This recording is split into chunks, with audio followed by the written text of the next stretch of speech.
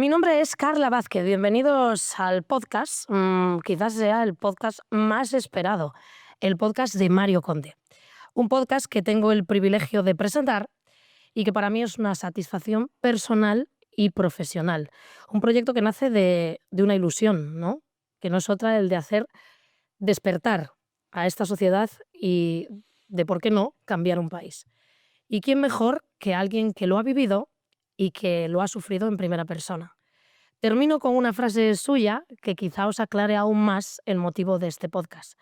Con mi edad sigo estando con la misma ilusión de que este país cambie. No es tan difícil. Hay que saber hacerlo. No me van a dejar, pero yo me voy a empeñar. Mario Conde, muy buenas. Muy buenas.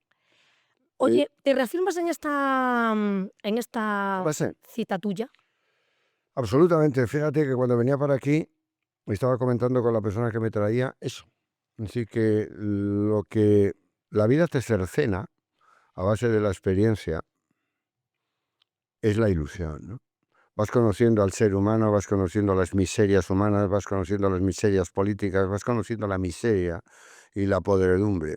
Y entonces, en determinadas edades, tener ilusión es una cosa verdaderamente complicada. Pero si no tienes ilusión, entonces te abandonas. Tengo la ilusión de que todo lo que hagamos y todo lo que digamos sirva. También tengo la experiencia de que es muy difícil porque esta sociedad está muy adocenada, está muy dominada sus mentes, es una sociedad en muchos aspectos aborregada, ¿no? Pero bueno, como algunas veces he dicho, los canteros gallegos trabajaban sabiendo que no iban a ver la catedral terminada. Y eso es maravilloso, eso es una mente que indica de verdad amor por el proyecto, ¿no? Nosotros vamos a trabajar aquí en este podcast transmitiendo con ilusión lo que queremos transmitir. Luego ya veremos si la sociedad quiere hacer la catedral o no quiere hacerla. Pero eso ya no dependerá de nosotros. Mario, ¿por qué ahora? ¿Por qué ahora este podcast? Yo creo Porque que es un además... momento muy crítico, ¿no? En primer lugar, he comprobado que en algunas de las experiencias que he tenido en materia de podcast han tenido una respuesta, sobre todo en la juventud, pues muy potente, ¿no? Y por tanto, pues me siento en obligación, entre comillas, de corresponder. Segundo, porque es un momento absolutamente crítico, ¿no? No solo es crítico para España, es crítico para Occidente y están pasando cosas que o una de dos, o se estructura con un mínimo de raciocinio y de intelectualidad la respuesta, o vamos caminando hacia un lugar que no sabemos, pero que yo le llamo el abismo o el caos, ¿no? Y bueno, en segundo lugar, porque si algo falta en la sociedad española es la valentía de la reflexión. Las personas que podrían reflexionar tienen miedo, ¿no? El poder ha llegado hasta tales extremos que la gente tiene miedo a decir en alto lo que piensa, lo que cree, a proponer soluciones. Uno está como acobardado, ¿no? Y creo que esa es una de las razones por las cuales estamos donde estamos. Es el momento, es la hora de la reflexión, a ver si conseguimos que la sociedad despierte. ¿Nos puedes explicar? Porque bueno, este podcast, de hecho, si me dejas decirlo, Mario, tú quieres hacerlo por y para la juventud, más que nada, ¿no? Porque además, bueno, en tus últimas apariciones y todas las conferencias que has dado, el éxito ante la juventud ha sido clave, ¿no? ¿Cómo le explicamos a la juventud cómo se llega a la situación política actual de este país? Bueno, verás, antes de que nada hay dos tipos de juventud, la biológica y la no biológica. La biológica es la cuestión de edad, pero también vamos a hablar para gente de 40, de 50, de 60 años que tengan la ilusión, porque la ilusión es lo que te hace ser joven, ¿no? A ellos también les importa, porque tienen una vida por delante, porque tienen hijos o porque tienen nietos o sencillamente porque quieren un poco a su país, ¿no? Hablamos para la juventud biológica y para la no Ah, biológica. biológica. ¿Cómo se llega? Bueno, todo es cuestión de un proceso, ¿no? Una vez que se produce la muerte del anterior jefe del Estado, se produce la elaboración de un modelo constitucional. Yo lo que digo hoy ya lo dije. En el año 1994 publiqué un libro y dije clarísimamente que la Constitución española había nacido vieja. ¿Y por qué había nacido vieja? Porque consagraba dos cosas, ¿no? Un modelo de democracia parlamentaria que estaba ya siendo sometido a crisis por su eficiencia en Europa, y dos, consagraba la partitocracia, ¿no? Cuando dicen que la situación española es mala, depende. Para la sociedad sí, para los políticos no. El proceso desde la Constitución española, consagrando un modelo partitocrático, ha sido absolutamente abrumador. Los partidos políticos se han quedado con el Estado, se lo han apropiado. De hecho, el dinero público, es decir, el dinero nuestro que nos quita el Estado, el poder público, es lo que financia a la clase política, por eso está encantada, ¿no? Entonces, es absolutamente abrumador.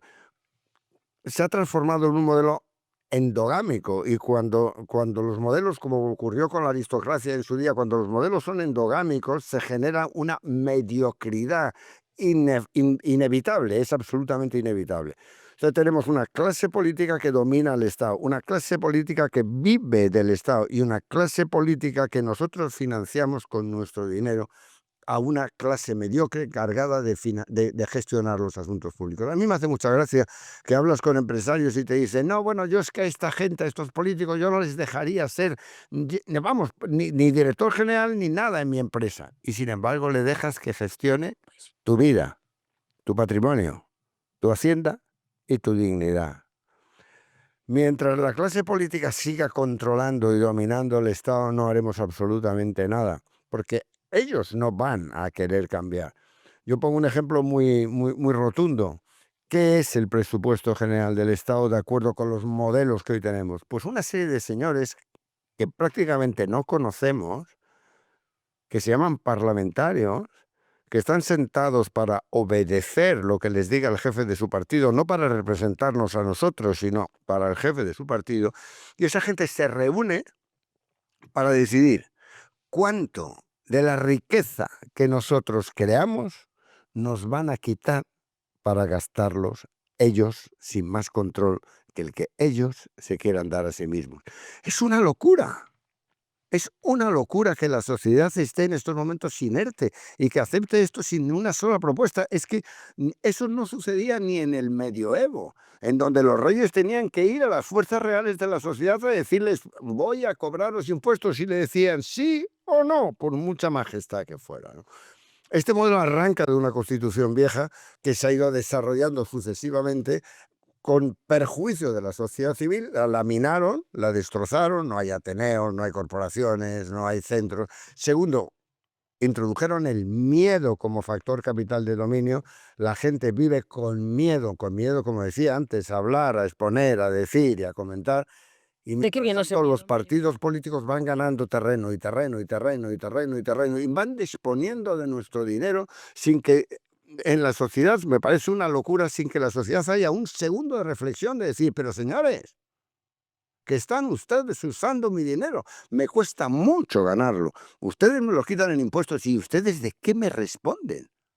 Ustedes, hace 2 días veíamos que el presidente del gobierno ha decidido comprar el 10% de Telefónica. ¿Pero quién es el presidente del gobierno para comprar el 10% de Telefónica con mi dinero? ¿Para hacer qué? Con mi dinero, establecer una estrategia política en la que no estoy de acuerdo. Están usando nuestra capacidad de crear riqueza, un modelo partitocrático que domina el Estado, en perjuicio directo de la sociedad civil, clarísimamente. ¿De qué viene ese miedo? ¿De qué? ¿De qué viene ese miedo? Pues el miedo viene de las capacidades de reacción. Por ejemplo, bueno, está mal que yo lo cite, pero cuando intervinieron Banesto, en el año 1993 había un individuo que se llama Mario Conde, que protestaba contra la política del gobierno, un individuo al cual el presidente del gobierno, entonces socialista, bueno, socialista sobre el papel, llamado Felipe González, que le dijo, llevarse bien con el ministro de Hacienda está en el sueldo de presidente de banco. Y yo le dije, está muy equivocado, presidente, muy equivocado.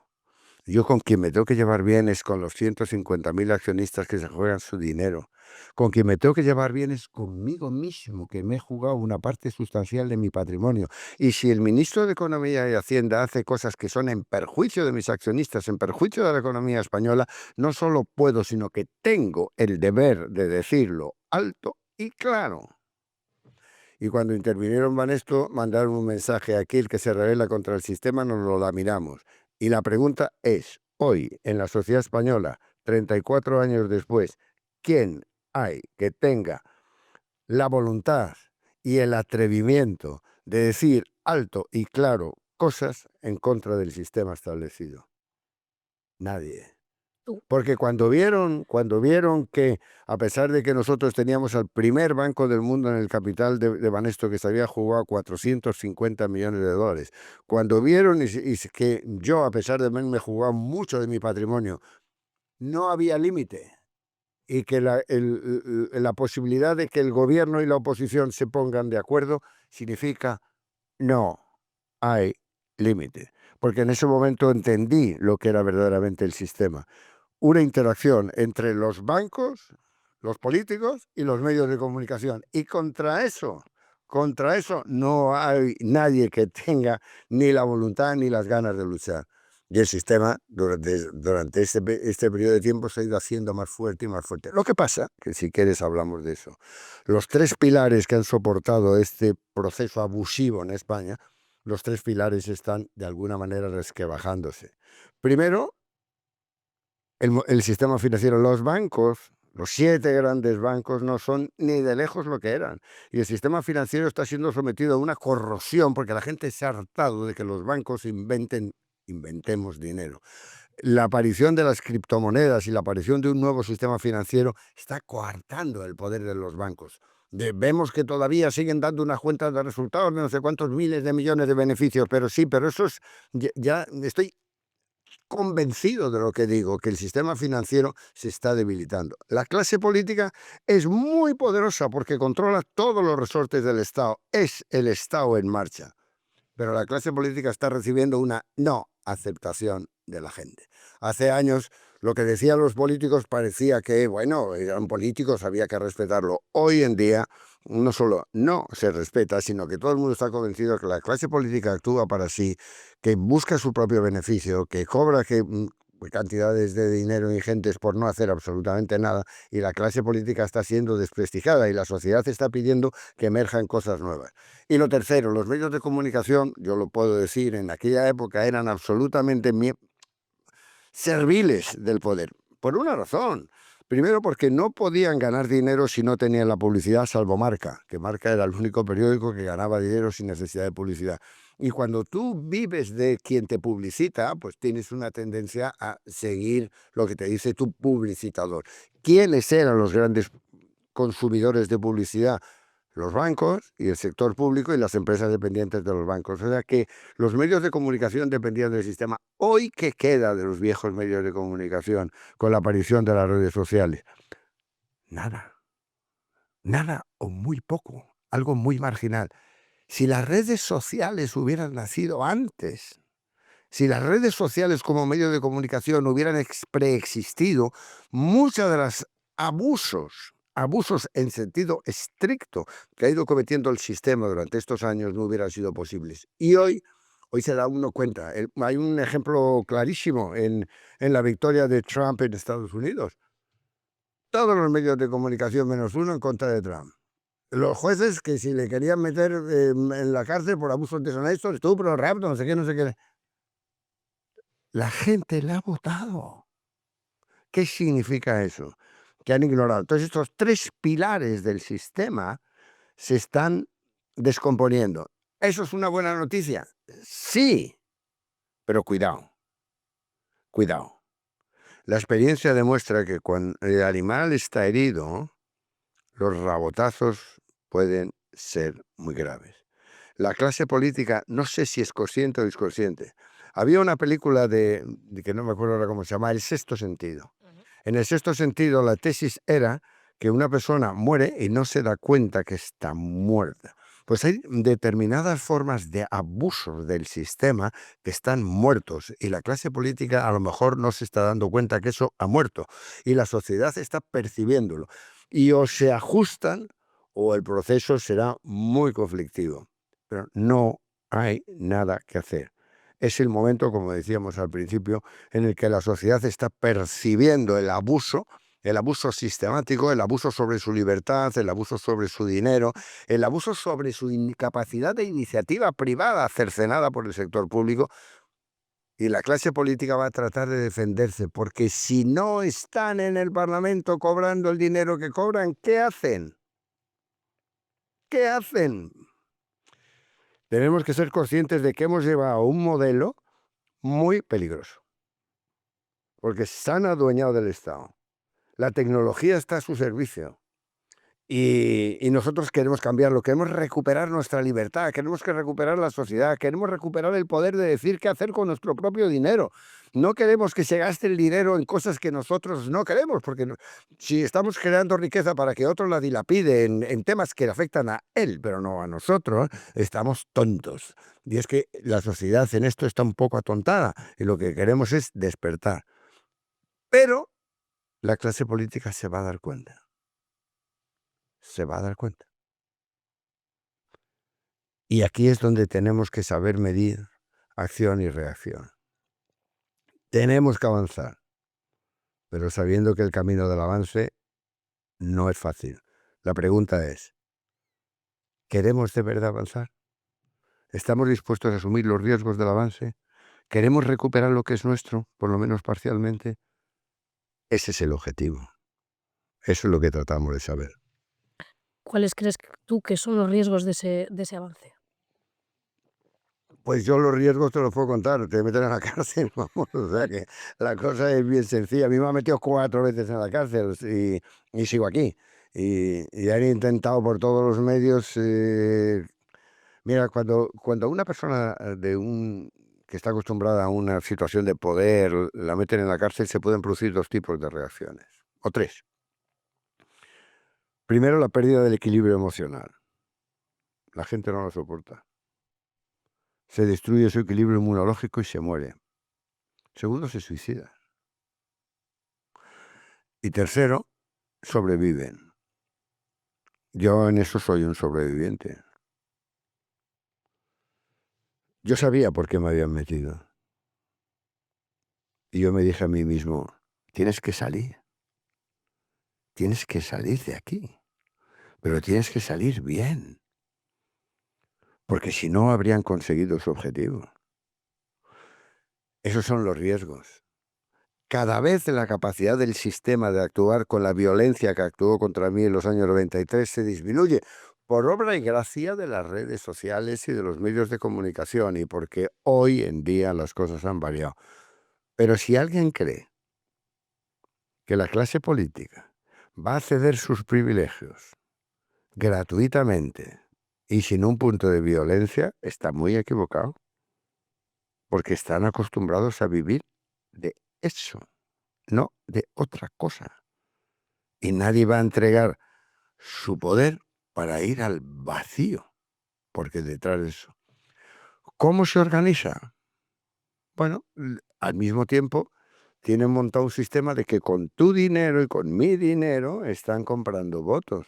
En España hay en estos momentos 1.800.000 personas que cobran la renta universal por hacer nada. 1.800.000. Tú haz un programa político y di, yo voy a suprimir o controlar la renta universal. No, ya tienen 1.800.000 votos cautivos más los que puedan tener. Por eso es tan importante hacer un diseño del esqueleto. Es decir, señores, ¿por qué aparentemente las cifras de la economía van bien? Dicen que crecemos, que no sé qué, comentamos, luego rascas un poco y no es exactamente así. Pero se produce una dicotomía entre lo que es teóricamente la macroeconomía que funciona y la vida. Y la vida, la gente está tensionada. No ya los jóvenes. Está tensionado todo el mundo, pero vuelven a estar financiados de nuevo con los préstamos y venga y dale, y alargando, imprimiendo dinero y estirando y estirando. Esa causa del desasosiego, ¿por qué? ¿Por qué el desasosiego? ¿No? ¿Por qué? Porque el modelo político está gestionando desasosiego. Y o empezamos a llamar las cosas por su nombre o estamos dispuestos, no sé. Yo estoy dispuesto a estar aquí a decirlo. A lo demás Ya estás. no me corresponde. Tú dijiste en un determinado momento cuando apareció Podemos, el partido, y Vox, dijiste que, bueno, que la aparición de esos partidos, ¿no? Podría realizar un cambio en este país. ¿Qué crees que ha pasado con todo esto? Porque ha Bueno, sido complicado. Vox está ahí. Vox te puede gustar o no, pero de momento es bastante coherente, ¿no? Es decir, no ha renunciado a ninguno de sus postulados básicos a pesar de las críticas recibidas, ¿no? ¿Va a crecer, no va a crecer? Eso ya no lo sé yo. Parece que hay un movimiento en toda Europa con una cierta tendencia de determinados partidos situados en lo que podríamos llamar el espectro a la derecha suban, ¿no? Italia, Holanda, Francia y ahora United Kingdom, en donde parece que también está subiendo. Suecia, Dinamarca y Noruega. Podemos, yo con todos los respetos, yo es que creo que no tenía ninguna consistencia. Yo creo que era una demagogia de izquierda convertida en criterio de calle, ¿no? Y la prueba es que cuando se le ha dado poder a determinadas personas de Podemos para que gestionen áreas importantes, pues ya vemos lo que ha pasado, ¿no? En Alemania ahora está resurgiendo una nueva izquierda entre la juventud, pero honestamente Vox ha seguido y no sé si Vox es capaz de impulsar un cambio, ¿no? Lo que está es presionando al Partido Popular para que diga de verdad, pero claro, como un día dice una cosa y otro día dice otra, pero Podemos a mí me pareció explotar una demagogia de calle en plan irrelevante de la izquierda, vamos, en mi opinión. ¿Crees que qué similitudes hay del año 93, 94 del gobierno, hablo, de la situación política, ¿no? Con la actual. Hemos ido a peor. Depende en qué. Es decir, hemos ido a peor en lo siguiente. A, la clase política domina más. B, el sector público en perjuicio de la iniciativa privada domina más. C, los niveles de endeudamiento emitidos por el sector público para mantenerse a sí mismos han empeorado. D, la meritocracia precisamente la mediocridad de la clase política ha aumentado. Tenemos más endeudamiento, tienen más poder, nosotros tenemos más endeudamiento, tenemos menos iniciativa privada, tenemos más carga fiscal y tenemos más mediocridad en la gestión de los asuntos públicos. Pues no parece que sea muy bonito el panorama, ¿no? Pero eso está pasando, para mí no imperceptiblemente, porque yo estoy atento a lo que sucede, pero para la gente imperceptiblemente. Hubo un momento en que cuando explotó lo de Podemos, se nombraron a determinadas personas para ministros de áreas capitales, a mí se me abrieron las carnes. Pero ¿cuál es el mérito que tenían esas personas? ¿No os dais cuenta que la gestión de los asuntos públicos corresponde a ministros, correcto? ¿Cómo se nombran los ministros? ¿En función de las capacidades de cada uno para gestionar ese asunto? ¿O en función de un pacto político, a mí me tienes que dar esto y te a cambio del otro? Esa es la aberración del sistema. La gestión de los asuntos públicos corresponde a personas no en función de su capacidad demostrada, sino en función de pactos políticos subterráneos o de cuotas. Como ahora va todo de cuotas, pues en la cuota que le corresponde a Podemos le corresponde el Ministerio de Sanidad, el Ministerio de tal. Ya, bien, pero tienen personas capaces de gestionar ese Ministerio de Sanidad. Se dan cuenta de que es mi sanidad. Y mi sanidad depende de un pacto político que realice el PSOE con Podemos. ¿Pero estamos mal de la cabeza o qué nos ocurre? Bueno, pues la situación empeora progresivamente y si la sociedad no se mueve, empeorará más. El objetivo es muy simple. Cada vez el sector público domina más la sociedad española y la economía. Cada vez más el Estado está dedicándose a cosas que nunca formaron parte de su agenda de creación. Cada vez el Estado actúa sobre la sociedad. He puesto el ejemplo del 10% de Telefónica, que me parece aberrante, aberrante. Pero no nos olvidemos que el señor Aznar hizo lo mismo con su amigo aquel, que no me acuerdo ahora cómo se llamaba, ¿no? Pero es lo mismo. O sea, que te das cuenta que en determinados comportamientos se sienten... O sea, es como si yo soy el dueño de una finca y nombro un encargado para que la gestione. Y de repente el encargado me dice que no puedo entrar en mi casa, porque es mía. Dice el encargado, pero ¿cómo que es suya? La sociedad civil era la dueña, es donde se genera la riqueza, donde se crea todo.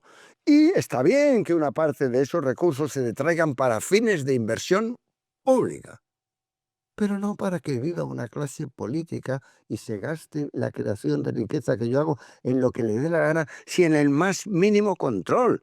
Pero eso es lo que hay. Y la gente lo despierta. Señores, que cada vez que tú... Es, es que está todo al revés, es que hay que cambiar determinados paradigmas.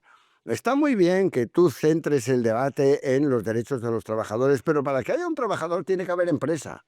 Porque si no hay empresa, no hay trabajadores. Y si tú fuerzas la situación hasta el extremo de llevar a la empresa a un imposible financiero, transformarás los trabajadores en funcionarios, porque pasarán a cobrar fondos públicos del paro. ¿Y de dónde salen los fondos públicos del paro?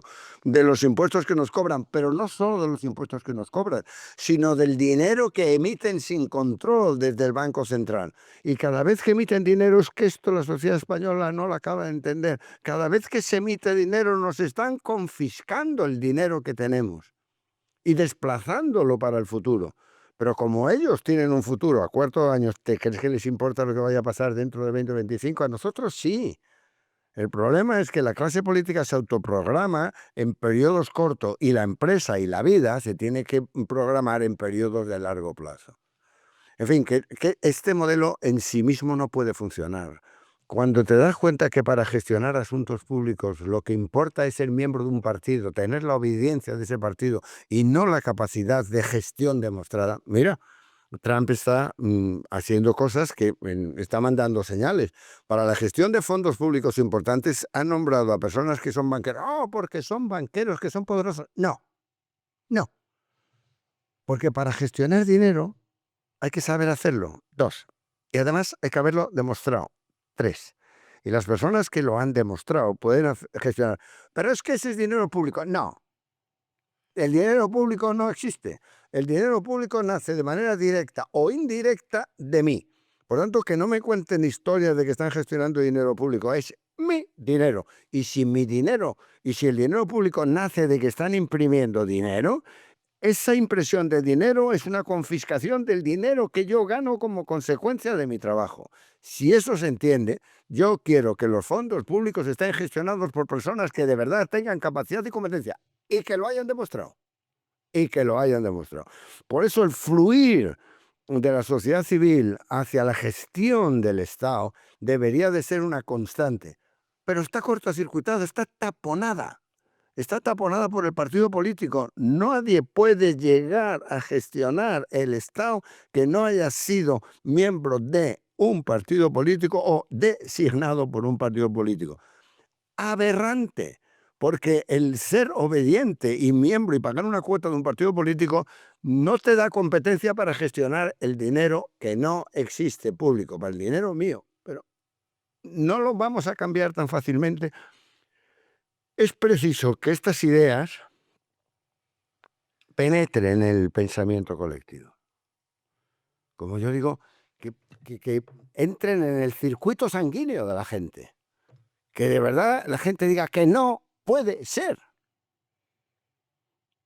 ¿Y hay alternativas, sí o no? Claro que hay alternativas. ¿Qué nos hace falta para despertar a la sociedad? Mira, es una lucha muy complicada. O sea, Pero tú crees que están despertando, de hecho. algunos, pero verás. Hay datos que no son muy alentadores, ¿no?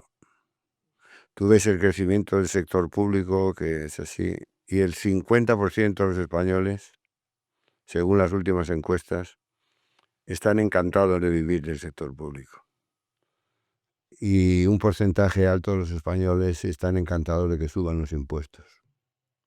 ¿Pero cómo van a estar encantados de que suban los impuestos? Sí, porque como no los pagan, pues eso es muy desalentador. Son mucho tiempo, verás. Son muchos años de adoctrinamiento, ¿eh?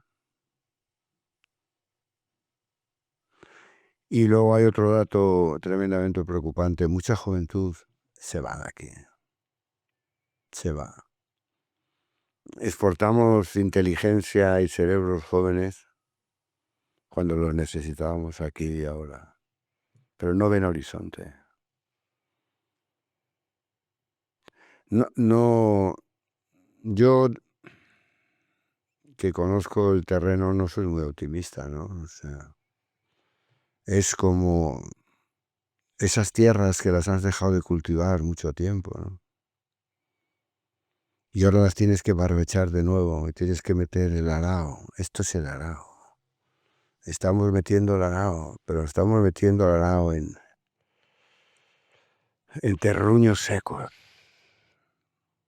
Vamos a ver si llueve un poco, ¿no? Y más que un cambio climático, hay un cambio espiritual, en modo de ver y de entender la sociedad y modo de ver y entender el Estado, ¿no? Cuando el Estado lo veamos de nuevo como una cosa que es para ayudarnos, si el Estado lo vemos como una cosa que nos domina y que nosotros estamos así agachaditos y que admitimos que nos quiten todo, ese cambio espiritual de modo de entender la sociedad,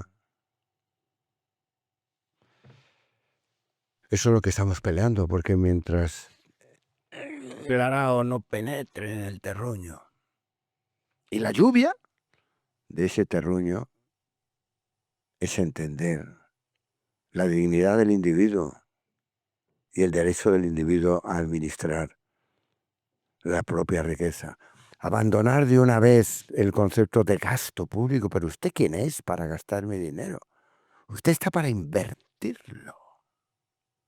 Simplemente si abandonáramos la expresión gasto por la de inversión, tendríamos el derecho a exigirles cuentas de cómo está usted invirtiendo mi dinero. ¿Y me quiere usted explicar la cantidad ingente de dinero que se tira para fines políticos dentro de los presupuestos del Estado? Ese dinero serviría para crear riqueza, pero es que además se podría reducir mucho los niveles de imposición si reduciéramos los niveles de consumo gratuito del dinero público, ¿no? Vamos a tener pronto este cambio climático espiritual. No sé. Pero el no saberlo es el ejemplo de la catedral. Sí sé una cosa, y eso es lo que me impulsa a esto. Y si esto no lo hacemos, vamos a un crecimiento mayor y mayor y mayor del Estado. Y dentro de nada la capacidad de la economía, la capacidad de iniciativa privada se reducirá y se reducirá. Y acabaremos con una sociedad dominada funcionarialmente, no ya por votaciones políticas, sino por el manejo de los fondos públicos. ¿Merece la pena la lucha? Merece la pena la lucha. ¿Merece la pena el esfuerzo? Merece la pena el esfuerzo. Ya lo creo que sí. ¿Riesgos? Bueno, yo el camino me lo sé. Bueno, pero lo decías antes, yo creo que las redes sociales han hecho es verdad que las redes sociales, y muchos de los que nos oyen y nos ven estarán pensando que las redes sociales manejan mucha desinformación, cierto es, pero manejan mucha información y por lo menos pueden despertar a la gente, ¿no? Yo creo que si en tu época, y lo hemos hablado muchas veces, hubiese existido alguna red social, seguramente la masacre no hubiese sido tal contigo. Pero ¿cuál es la diferencia? Que las redes sociales no tienen un dueño al que llamarle para que cambie la editorial. El País sí. Claro. Porque yo en un momento determinado tuve que cambiar un editorial del País. Y se le llama al dueño. Y el dueño cambia. ¿Tuviste que cambiar una editorial del País? Sí, señora, sí. Y así como suena, y 2 veces. No una, 2. Reincidente. Y, no, en la misma editorial 2 veces. Y aquí no hay, en las redes sociales no hay un teléfono, señor Blanco. No hay. El dueño de las redes sociales es la sociedad. ¿Que hay fake news? Come claro. Y en los medios de comunicación no hay fake news. Yo pongo el ejemplo que es muy, muy, muy obvio. En el año 1993, el día 30 de diciembre, habían intervenido Banesto que eso es otra que es muy divertida. Eso es la prueba de la clase política. Banesto tenía un balance de 2 billones en aquel momento. Y en una sesión, sus señorías, que de finanzas no tenían ni noción, fueron capaces de interpretar el balance de un grupo como Banesto y de decidir que estaba bien hecha la intervención. O sea, es patético y de broma. Ese ejemplo, nadie está para pensar cómo 300 personas que no tienen ni idea de finanzas, que no saben lo que es un balance, lo que no es una cuenta de resultados, van y se atreven, ni más ni menos que en el Parlamento español, a decidir que está bien decidido una intervención de un grupo financiero en el cual había en su capital social ni más ni menos que el primer banco del mundo que lo había estudiado durante 2 años. Y ellos en 5 minutos. ¿Por qué? Porque les dicen vota esto. Y votan en contra de ti y de tu dinero.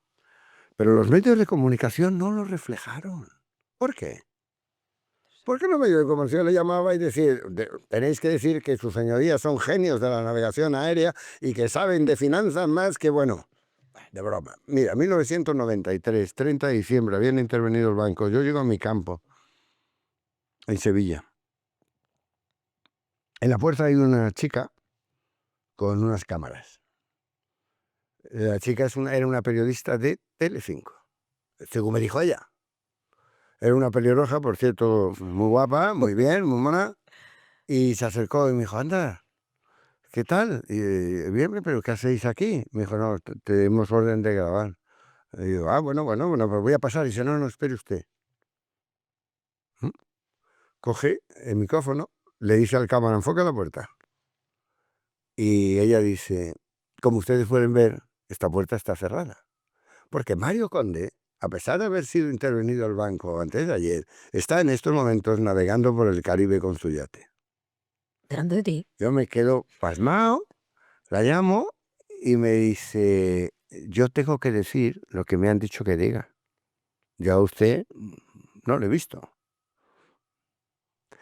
Es decir, la capacidad de los medios convencionales anteriores de desinformar a la sociedad española era descomunal, porque había un dueño, había un señor, el cual entendía que el periodista es un empleado. Así me dijo uno de los más influyentes. Para mí un periodista es un empleado exactamente igual que el que trabaja de dependiente en una mercería y va a escribir lo que yo le diga que escribo, porque si no escribe lo que yo le diga que escriba, pues entonces se va a otro lado.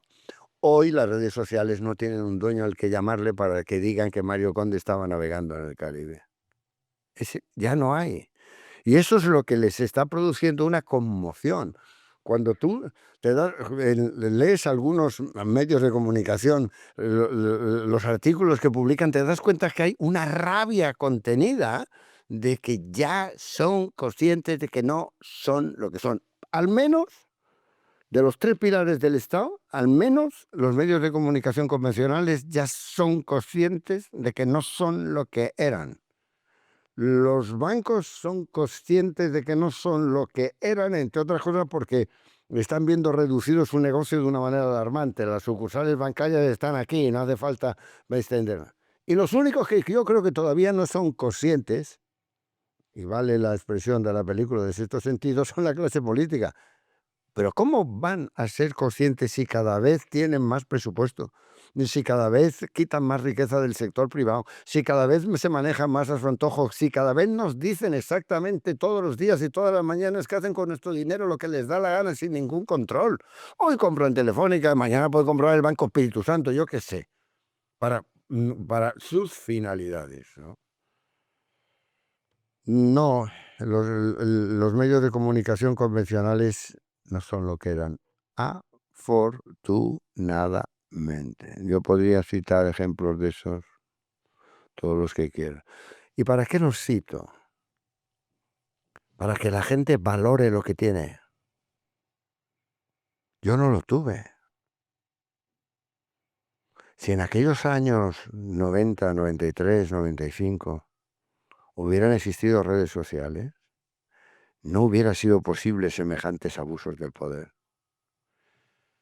Hoy quiero que la gente joven valore. Si podemos estar haciendo un podcast y podemos estar hablando con esta libertad, es porque hay un espacio. Esto yo lo podría haber dicho con muchos más ejemplos en el 95 en cualquiera de los medios de comunicación. ¿Y por qué no lo hice? Porque no querían. ¿Y por qué no querían? Porque eran terminales del poder, cada uno en su medida. Hoy las redes sociales, con todos sus fake news y con todo lo que digan, está permitiendo estos espacios. Y la gente joven que tiene acceso a esto en cualquier momento del día, en cualquier lugar, a cualquier hora, tiene que valorar que eso se llama libertad.